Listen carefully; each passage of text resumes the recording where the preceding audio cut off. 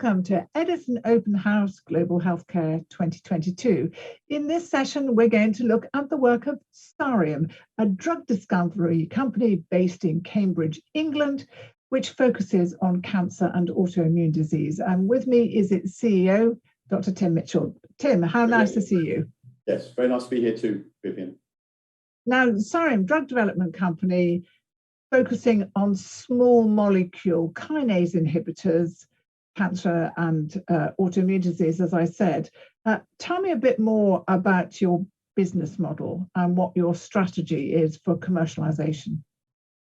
Yes, so as you say, Sareum is a specialist small molecule development company, and we have a particular expertise in the chemistry of kinase inhibitors. So kinases control the biochemical pathways that play important roles in cell signaling and are well understood targets for drug discovery across many types of disease areas. So we've used our expertise in kinase discovery platform to develop several programs from first chemical matter through to early clinical trials. And we use a very cost-efficient outsourced research model to do this, and with the aim of licensing to larger biotech and pharma partners for further clinical development and commercialization. So currently we have one such license program. This is for oncology and is an oral selective checkpoint kinase 1 inhibitor that was licensed to NASDAQ-listed Sierra Oncology early on in its phase 1 clinical development.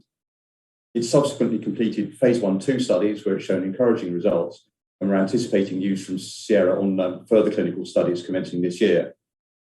And then internally, Sareum is developing two programs, each targeting the JAK family kinases TYK2 and JAK1.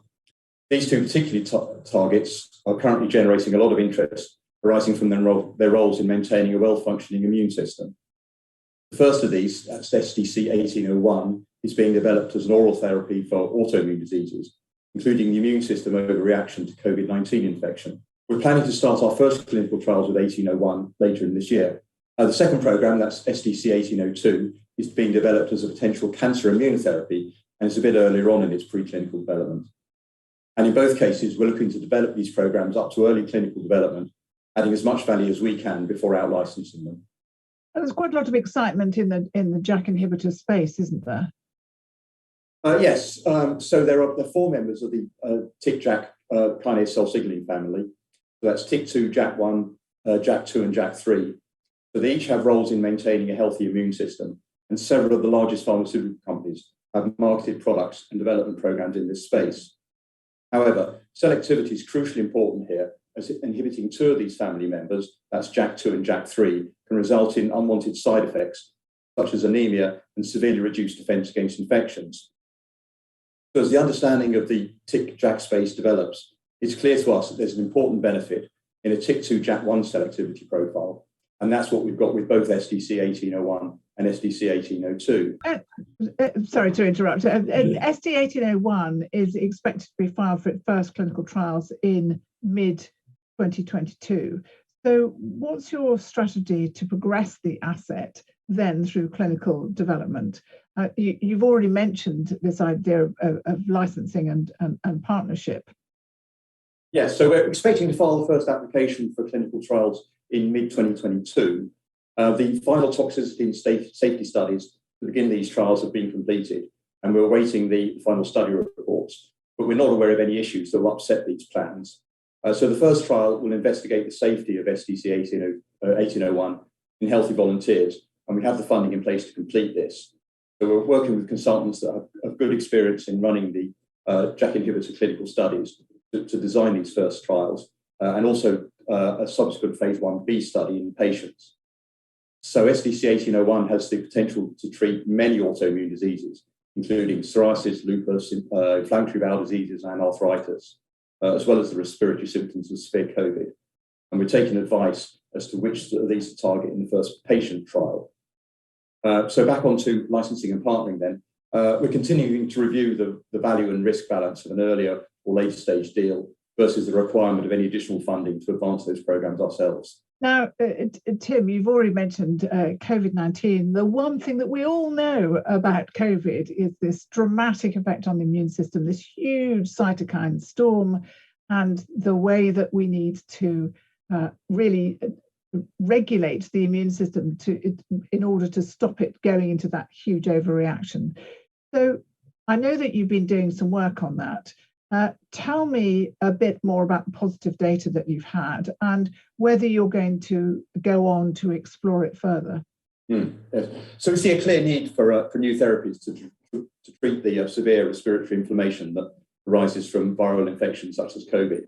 And despite the success of vaccination programs and emergence of new antiviral therapies, so the results we generated from preclinical studies last year, those were part funded by a UK government grant, were encouraging and support this role of TYK2/JAK1 inhibition in treating the severe respiratory symptoms, including the cytokine storm overreaction that you've just mentioned. So we're now considering how to make best use of the government's Agile clinical trial platform and other similar programs, provide additional funding to accelerate the clinical development of 1801 against COVID. And of course, we shouldn't think of COVID as being the only respiratory disease that this might be advantageous for, because there are lots of respiratory diseases that have this big inflammatory reaction. Yes, I mean, we haven't looked beyond COVID, or we've done some other work with some other viral infections, but yeah, that's really the extent of the respiratory work we've done to date. But obviously, let's turn now to the CHEK1 program that you talked about, which was out-licensed to Sierra.